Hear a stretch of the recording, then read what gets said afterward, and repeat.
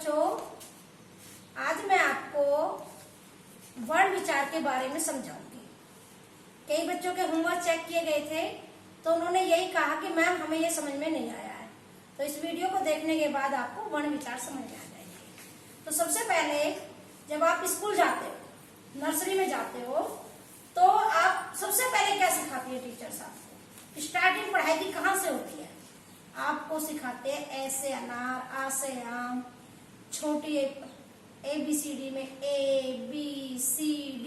तो ये सभी वर्ण, वो इंग्लिश के वर्ण है ABCD, और ए आ ई ऊ कै खे गे, ये सब हिंदी के वर्ण है।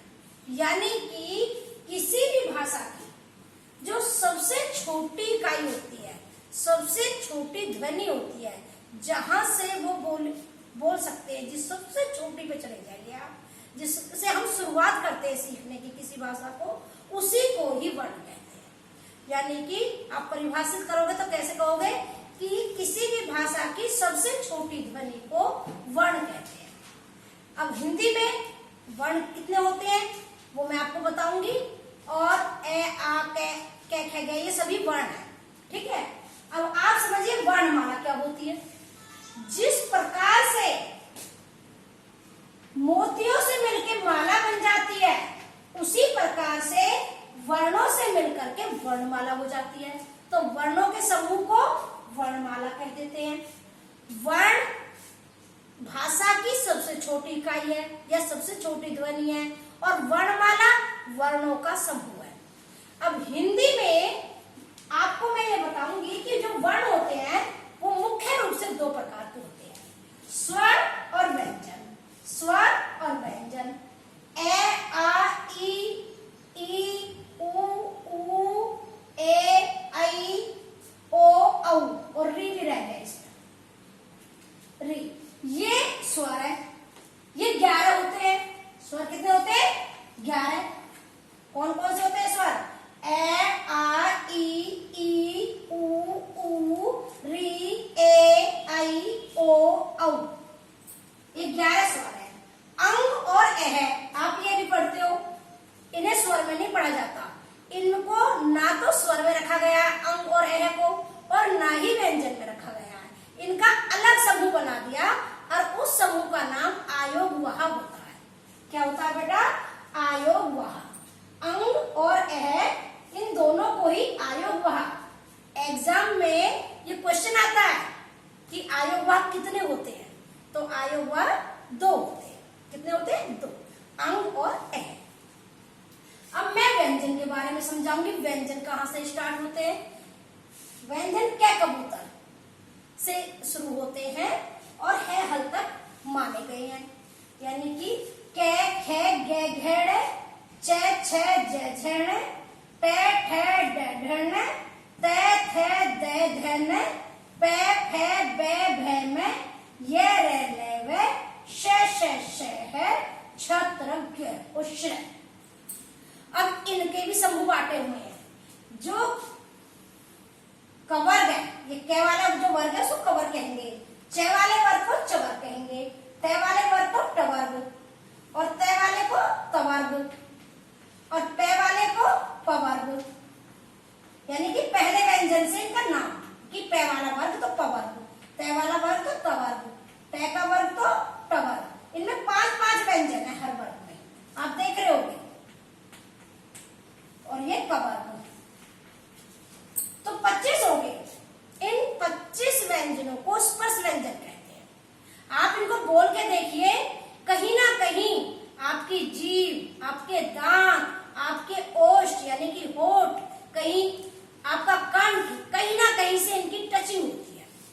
तो यानी कि ये स्पर्श करते हैं, इसलिए इनको क्या कहेंगे? स्पर्श व्यंजन। ये 25 होते हैं स्पर्श व्यंजन। य र ल व, इन्हें अंतस्थ व्यंजन कहते हैं, क्योंकि आप बोल के देखिए इनको, अंदर से आवाज आएगी, य र ल व। उसके बाद ये श है, ये 4 ऊष्म व्यंजन। ऊष्म व्यंजन, इनको आप बोलिए, सीटी की सी आवाज आती है, श है।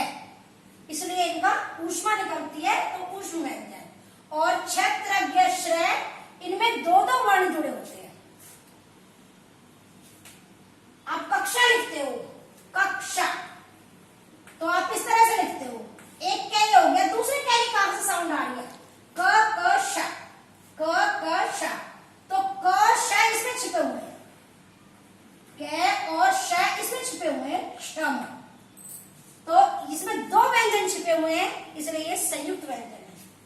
त्रै, पत्र, आप पत्र लिखते हो, पत्र, तर है, तो तय और रे कहां छिपे हुए? त्रै में। तो इसमें कौन कौन से व्यंजन छिपे हुए? तय और रे। तो इसीलिए दो व्यंजन होते हैं, तो ये नीचे वाले जो चार व्यंजन है ये संयुक्त व्यंजन है। कैसे व्यंजन है बेटा? संयुक्त व्यंजन। अब मैं आपको स्वरों के बारे में थोड़ा डिटेल में समझा देती हूँ। आप देख रहे हो ए, ई, उ और री, ये चार वर्ण स्वर ऐसे हैं जिनके बोलने में बहुत कम समय लगता है, इसलिए इन्हें ह्रस्व स्वर कहते हैं। क्या कहते हैं? ह्रस्व स्वर। वे स्वर जिनके बोलने में कम समय लगता है वो ह्रस्व स्वर है। और आप देख रहे हो कौन कौन से बताए? ए, ई, उ और रे। बाकी बचे हुए आ, और ये बड़ी, बड़ा ऊ, ए, आई, ओ, औ, ये 1 2 3 4 5 6 7 ये दीर्घ स्वर है, क्योंकि इनके बोलने में दुगना समय लगता है। ठीक है। और एक होता है प्लुत स्वर, वो तो अब बोला ही नहीं जाता। हमारे एंशियंट टाइम में, पुराने समय में ओम, उसके बोलने में इनसे भी 3 गुना समय लगता था, उसे प्लुत स्वर कहते थे। वो केवल एक ही था, ओम। ठीक है बेटा। अब मैं आपको जो है नुक्ता के बारे में समझाऊंगी। नुक्ता होता क्या है? आपने कई बार देखा होगा कि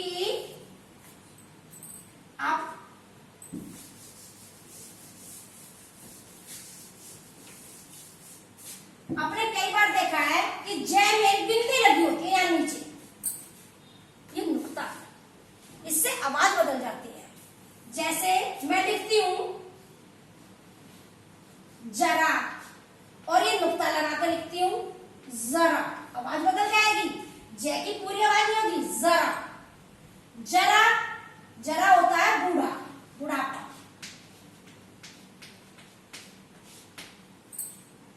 और जरा होता है एक तरह से थोड़ा सा।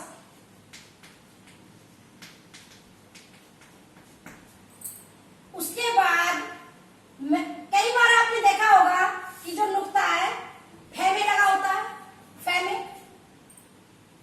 जैसे आप फन, फन नहीं कहोगे इसे, फन, फन और फन। और ये फन आप जानते हो, ये तो शांत का फन होता है, और ये फन जो किसी हुनर को कह देते हैं, इसके अंदर जो स्किल होती है। तो इस तरह से नुक्ता से भी आवाज बदल जाती है। एक आपको मैं ओ की आवाज सिखाऊंगी, ओ, ना तो इसमें आ की आवाज है, ना ही इसमें ओ की आवाज है।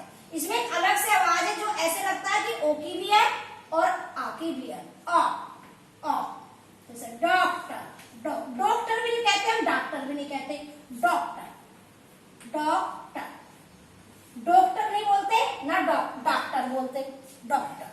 तो ये जो साउंड है ये ओ की साउंड होती है। अब मैं आपको द्वित व्यंजन बताऊंगी। द्वित मतलब दो, जब दोनों समान व्यंजन एक साथ आते हैं। जैसे कच्चा, क चे आ, कच्चा, तो यहां पे समान व्यंजन एक साथ आए। जैसे पक्का, यहां पर समान व्यंजन एक साथ आए।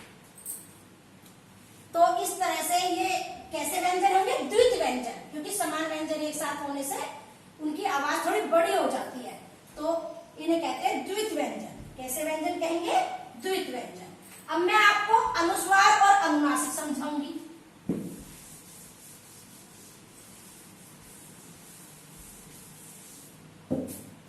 अनुस्वार,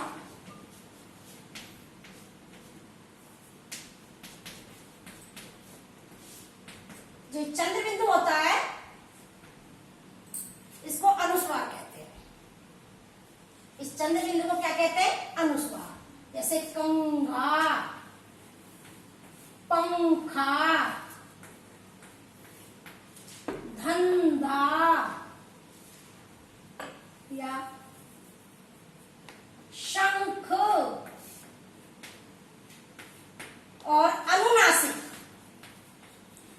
ये चंद्र बिंदु होता है। अनुनासिक क्या होता है? चंद्र बिंदु। जैसे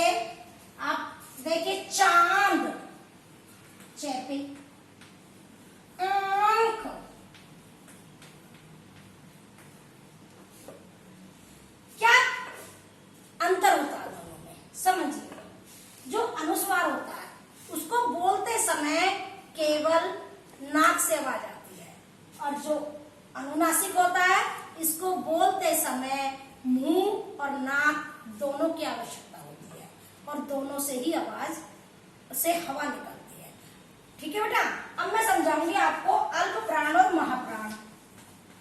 अल्प प्राण और महाप्राण भी व्यंजन है, मतलब व्यंजनों को बांट रखा है वायु के आधार पे, कि वायु कितनी बाहर निकल रही है, कितनी मात्रा में बाहर निकल रही है, ज्यादा निकल रही है या कम। यदि किसी व्यंजन को बोलने में अधिक वायु निकलती है तो कहेंगे महा, मतलब ज्यादा, महाप्राण उन व्यंजनों को, और जिनके बोलने में कम वायु निकलती है उन व्यंजनों को कहेंगे अल्प प्राण। अब आप सुनिए, समझिए, कै और ख। ख को वैसे भी के एच लिखते हैं, यानी कि एक वर्ड इसमें फालतू है किसी साउंड है, और ये के होता है। तो ये तो हो गया अल्प प्राण, और ये हो गया महाप्राण। और आप ग और घ, ग को जी में लिखते हैं, ये जी एच है, तो इसमें भी है छिपा हुआ है, तो ये क्या हो गया महाप्राण, और ग क्या हो गया अल्प प्राण। तो इस तरह से आप किसी भी व्यंजन को पहचान सकते हो जिसमें है किसी एक्स्ट्रा आवाज और भी निकलती है। जैसे आप तय और थे में, तय और थे, टी और टी एच, ये हो गया अल्प प्राण व्यंजन, और ये हो गया महाप्राण व्यंजन। तो इस तरह से वर्ण और वर्णमाला के बारे में मैंने आपको समझाया। एक बार और समराइज कर देती हूँ, मैंने क्या क्या समझाया। मैंने आपको समझाया वर्ण क्या होते हैं, भाषा की सबसे छोटी ध्वनि को वर्ण कहते हैं। फिर वर्णमाला किसे कहते हैं, वर्णों के समूह को वर्णमाला कहते हैं। फिर वर्ण दो प्रकार के होते हैं, स्वर और व्यंजन।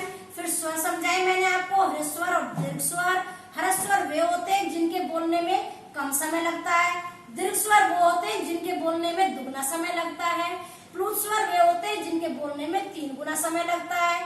उसके बाद मैंने आपको व्यंजन समझाए। व्यंजन में स्पर्श व्यंजन 25 थे।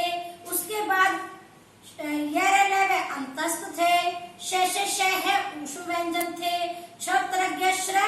संयुक्त व्यंजन थे। अल्प प्राण व्यंजन वो व्यंजन थे जिनके बोलने में कम वायु बाहर निकल रही थी। महाप्राण वे व्यंजन थे जिनके बोलने में अधिक वायु बाहर निकल रही थी। अनुस्वार वो व्यंजन थे जिनके बोलने में केवल नाक से वायु निकलती है, नाक की आवश्यकता होती है। अनुनासिक वे थे जिनके बोलने के लिए, उच्चारण के लिए नाक और मुंह दोनों से वायु निकलती है। और द्वित व्यंजन वो थे जो समान व्यंजन एक साथ जुड़े हुए थे। और उसके बाद नुक्ता के बारे में समझाया था कि नुक्ता जो है बिंदी होती है जो अक्षर के नीचे लगती है, विशेषकर उर्दू भाषा में इस्तेमाल की जाती है। इससे जो व्यंजन की जो आवाज है, जो उच्चारण है, उसमें परिवर्तन आ जाता है। ठीक है, औ की आवाज सिखाई थी। तो इस तरह से आपका इस चैप्टर यदि आप इस वीडियो को देखने के बाद करोगे तो बेटा आप अच्छे से कर पाओगे। धन्यवाद।